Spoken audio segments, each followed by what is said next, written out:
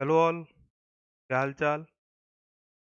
जैसे ही आईटीआर को भरने की डेट आगे बढ़ती जा रही है, अब लोगों के दिमाग में आ गया कि डिडक्शन तो अभी क्लेम कर सकते हैं 30 सितंबर तक एटीसी की, लेकिन उनको खुद नहीं पता है एटीसी का बेनिफिट किस सेक्शन में कैसे मिलेगा, कब किसको मिलना चाहिए, कैसे मिलना चाहिए, क्या परसेंटेज अलाउबल है, क्या डिडक्शन है, किस तरह मिलेगा। तो ये सब क्वेश्चन जब मेरे पास कई तरीके से फ़ोन आना शुरू हुए, तो मैंने सोचा क्यों ना एक सीरीज स्टार्ट की जाए जिसमें 80C से लेके 80U तक सारे डिडक्शन की बारीकियां आप लोग तक पहुंच सकें।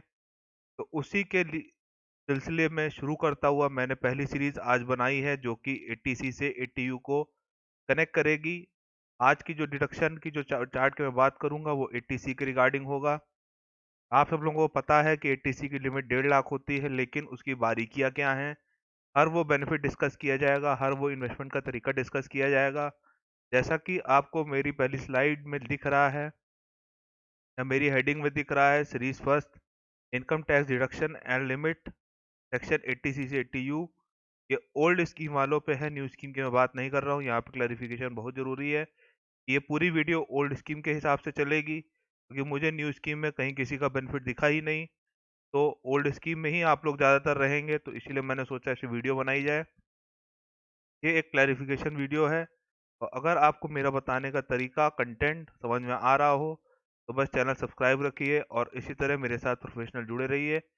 आपको कोई भी क्वेरी हो, किसी भी चीज़ के रिगार्डिंग हो, टैक्सेशन के रिगार्डिंग हो, आप सीधा व्हाट्सएप कीजिए, नंबर में आपको स्क्रीन पे फ्लैश मिल रहा है। आप आराम से पूछ सकते हैं और चैनल सब्सक्राइब रखिए और लोगों तक प्रमोट करिए। तो आइए स्टार्ट करते हैं आज की वीडियो। सबसे पहले सबसे छोटी सी बेसिक बात कि 80C की लिमिट क्या है। ये तो आप लोग कहेंगे बहुत सिंपल सी क्वेश्चन हो गया। जी हाँ, स्टार्ट सिंपल से ही होता है। 80C की लिमिट 1.5 लाख रुपए, मैक्सिमम डिडक्शन इन्वॉल्व जो है इसमें 1.5 लाख रुपए है। इसका मतलब ये हुआ कि अगर आपने अपनी सेविंग, अपना इन्वेस्टमेंट 1.5 लाख से ज़्यादा कर लिया है तो इनकम टैक्स में आपको बेनिफिट से मिलने वाला है उसका 1.5 लाख रुपए का। के आगे का बेनिफिट आपको नहीं मिलेगा।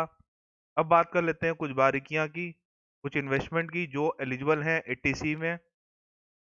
सबसे पहले बात करते हैं इंश्योरेंस पॉलिसी की, इंश्योरेंस प्रीमियम की। आप लोग कहेंगे ये क्या है, इसमें तो कुछ नहीं है, जितना प्रीमियम होता है हम पूरा इंश्योरेंस में क्लेम कर लेते हैं। जी नहीं, आप यहीं पे गलत हैं। आपका जो सम एश्योर्ड होगा और आप जो इंश्योरेंस की पॉलिसी दे रहे होंगे, जो प्रीमियम दे रहे होंगे, सम एश्योर्ड का 20% से ऊपर नहीं होना चाहिए। ये अप्रैल 2012 से पहले 10% था, अब इसको 20% कर दिया है। तो 20% से ऊपर अगर आपका प्रीमियम, अगर 20% से ऊपर आपका प्रीमियम पॉलिसी है सम एश्योर्ड से, तो आपको पूरा नहीं मिलेगा, सिर्फ 20% तक का मिलेगा। ये भी कई लोग जानते होंगे, लेकिन अब जो मैं बताने जा रहा हूँ ये 80C का सबसे बड़ा खुलासा अभी तक, कि अगर आपको मैच्योरिटी मिली तो मैच्योरिटी जो इंश्योरेंस पॉलिसी की मिलती है उसका क्या तरीका है टैक्सेशन का सिंपल ये कहना है कि अगर सेक्शन 1010D में आप आते हैं तो आपकी पूरी पूरी रहेगी एग्जेम्प्ट। अगर आप 1010D में नहीं आते हैं तो हो जाएगा टैक्सेबल। 1010D क्या होता है उसको समझ लेते हैं, ये थोड़ी सी बारीकी वाली बात है, वो ध्यान से समझिएगा।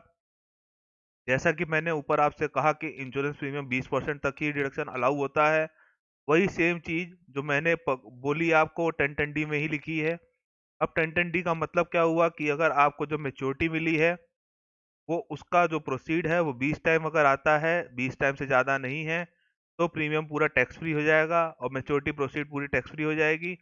और अगर 10-20% से कम है या 20% से, अगर 20% से कम है तो वहाँ पे पूरा हो जाएगा टैक्सेबल। ये चीज़ आपको ध्यान देने वाली है। अब इसके लिए एक छोटा सा क्वेश्चन और दिमाग में आया कि अगर सिंगल प्रीमियम हम दे रहे हैं और मेरा सम एश्योर्ड 20% नहीं है तो क्या करना चाहिए, अगर 20% है तो क्या होगा। इसमें भी 1010D का रूल कैसे फॉलो होगा। 1010D भी यही कहता है कि अगर आपने सिंगल प्रीमियम दिया है और वो 20 टाइम्स तक है तो आप आराम से उसमें इसको मान के चलिए कि वो हो गया एग्जेम्प्ट। लेकिन अगर 20 टाइम से ज़्यादा है या 20 टाइम से कम हुआ यहाँ पे, अगर 20 टाइम से कम है प्रीमियम सिंगल टाइम का तो वो हो जाएगा आपका टैक्सेबल। फिर वहाँ पे जो मैच्योरिटी आपको मिलेगी वो उसकी बात हो रही है, मैच्योरिटी आपकी हो जाएगी यहाँ पे टैक्सेबल।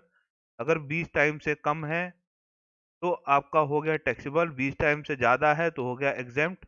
ये चीज़ समझने वाली थी। फिर अगली बात कर लेते हैं जो कि अभी पिछले साल इसका अमेंडमेंट आया था 194 डीए में टीडीएस सेक्शन है। 5% का टीडीएस हो गया है, पहले ये 2% था यहाँ पे। अगर 1010 डी में पॉलिसी कवर नहीं होती है और आपकी मैच्योरिटी 1 लाख से ऊपर की है, प्रीमियम की, एलआईसी की, इंश्योरेंस पॉलिसी की, तो आपको वहाँ पे टीडीएस भरना पड़ेगा 5% के रेट से। और एक बात और, अगर टीडीएस कट गया तो आपकी वो पूरी इनकम हो जाएगी टैक्सेबल। एग्जेम्प्ट ना मान के चलिएगा। यानी जी ये सबसे बड़ा खुलासा यही है कि अब जो इंश्योरेंस पॉलिसी से जो मैच्योरिटी मिलने वाली है, अगर वो 1010 डी में नहीं आती है तो वो सीधा सीधा पूरी की पूरी हो जाती है टैक्सेबल। इसीलिए यहाँ पे इन्होंने 5% टीडीएस कर दिया है। कुछ लोग कहेंगे पहले 2% था। जी हाँ, यहाँ अमेंडमेंट आया हुआ है कि ये 5% टीडीएस कवर हो चुका है यहाँ पे। कई लोगों का क्वेश्चन एलआईसी प्रीमियम या इंश्योरेंस पॉलिसी के प्रीमियम के रिगार्डिंग रहता है, तो मैंने उसी के लिए एक क्लैरिफिकेशन वीडियो बनाया था। अगर आपको इसमें कोई भी चीज़ समझ में ना आ रही हो या और कोई क्वेश्चन आपके दिमाग में अराइज हो रहा हो, तो बस क्वेश्चन पूछिए और नीचे व्हाट्सएप पे जो लिंक आ रहा है, जो नंबर आ रहा है, आप उसे व्हाट्सएप कर सकते हैं। और आगे बात कर लेते हैं एटीसी की।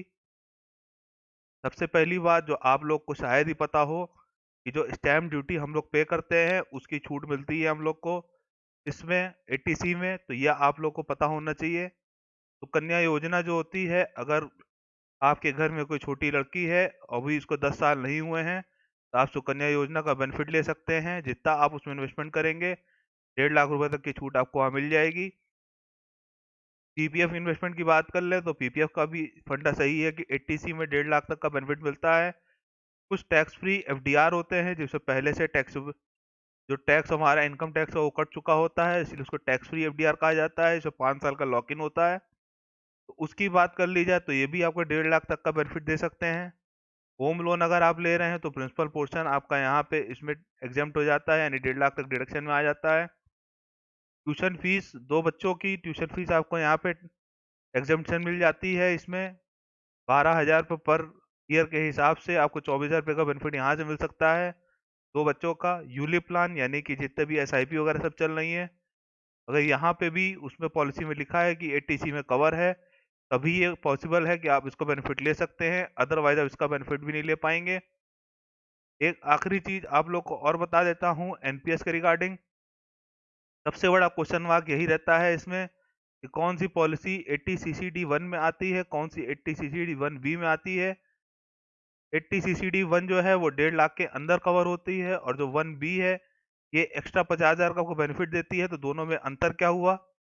कुछ लोग क्या करते हैं, अगर मेरा 1.5 लाख कंप्लीट है तो हम लोग नीचे ले लेते हैं 50,000, वो एकदम गलत है। अब एक एक बात को समझते हैं इसमें कि ऐसा क्यों होता है, कब होता है। जैसा कि आपको मेरी हेडिंग समझ में आ रही है, पहले टेक्स्ट पढ़ लेते हैं, बाद में इसको फिर से इस बार बता देंगे तो आपको समझ में आ जाएगा। एनपीएस के regarding, first the employee contribution under 80 CCD 1, this deduction is under the overall 1.5 lakh limit. ये तो सीधी बात हो गई कि अगर आपका एम्प्लॉय कंट्रीब्यूशन कहीं कट रहा था, एनपीएस का वो कटा, तो उसका 1.5 लाख का बेनिफिट में चला जाएगा। इसका मतलब ये हुआ कि अगर वॉलंटरी के अलावा कोई आपका एम्प्लॉय कंट्रीब्यूशन कटा है, एम्प्लॉयर ने काटा है, तो आप उसको 1B में नहीं ले सकते, वो CCD 1 में जाएगा। उसके बाद जो उन्होंने कहा, third is a new section 80 CCD 1B, where taxpayer can claim deduction for voluntary contribution up to ₹50,000। तो ये यहाँ पे वॉलंटरी की बात आ जाती है कि अगर आपको एनपीएस 50,000 एक्स्ट्रा लेना है तो आपके एम्प्लॉयर से इसका कोई लिंक नहीं है, आपको खुद एक एनपीएस अकाउंट खुलवाना पड़ेगा। एनपीएस अकाउंट जो है एनएसडीएल से आराम से खुल जाता है। वही नॉर्मल चीज़ें, पैन, आधार, बैंक, फोटो, सब इसमें साइन अपलोड होता है, सब कुछ होता है। उसी के अकॉर्डिंग आपके उससे एक नंबर से लिंक हो जाएगा एनपीएस अकाउंट, और उसकी आप मॉनिटरिंग भी कर सकते हैं। ये सब एनपीएस अकाउंट वगैरह जितने भी हैं, ये सब के सब यूलिप लिंक हो चुके हैं, यानी कि कहीं ना कहीं शेयर मार्केट से हैं। जब आप इसका ऑप्शन चूज करें कौन सा सही है कौन सा गलत है, तो उस पर बहुत ध्यान दें कि हम सही जगह इन्वेस्ट कर रहे हैं कि नहीं कर रहे हैं। तो ये मेरी पहली स्लाइड थी 80C के रिगार्डिंग। आने वाले टाइम में मैं इस पे और स्लाइड बनाने वाला हूँ, जैसे कि 80C तक पहुँचा है अभी ये, फिर मैं 80D से लेके 80U तक इसी तरह छोटी छोटी वीडियो बना बना के आप लोग तक पहुँचाता रहूँगा। इस पूरी वीडियो में 80C के रिगार्डिंग अगर आपको कोई चीज़ पूछनी हो, समझनी हो, तो बस चैनल पे लिखे नंबर पे व्हाट्सएप कीजिए और आप उसको आराम से उसकी क्वेरी का आंसर ले सकते हैं, या कमेंट बॉक्स पे कमेंट लिखिए। और इसके अलावा इनकम टैक्स की डिडक्शन के अलावा भी अगर आपको कोई प्रॉब्लम हो इनकम टैक्स, जीएसटी की, पीएफ की, ईएसआई की, तो आप नीचे बस कमेंट करिए और आपको उसका आंसर एक दिन में मिल जाएगा। तो ये था मेरा छोटा सा कंटेंट जो मुझे लगा आप लोग तक बताना बहुत ज़रूरी है। और इसी तरह आप और हमारा साथ इसी तरह बना रहेगा। तो यहीं पे इसको वीडियो को समाप्त करते हैं। तब तक के लिए टाटा।